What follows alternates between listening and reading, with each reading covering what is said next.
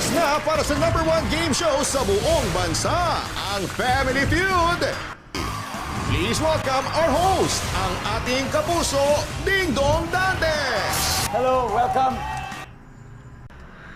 Hello din po, Kuya Ding Dong Dantes. Salamat po. Good luck! Kung ang bahay mo ay nakaharap daw sa Manila Bay, ano kaya makikita mo paglabas? Tubig po. Kapag tinanong ka ng jowa mo, Babe, saan ba ako nagkulang? Ano ang isasagot mo?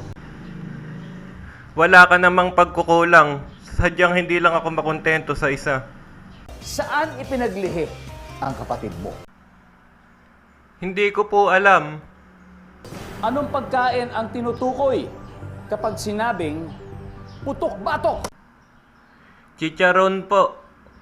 Ano ang nasa luggage ng OFW na paalis ng Pilipinas? Passport po. Give me 20 seconds on the clock, please.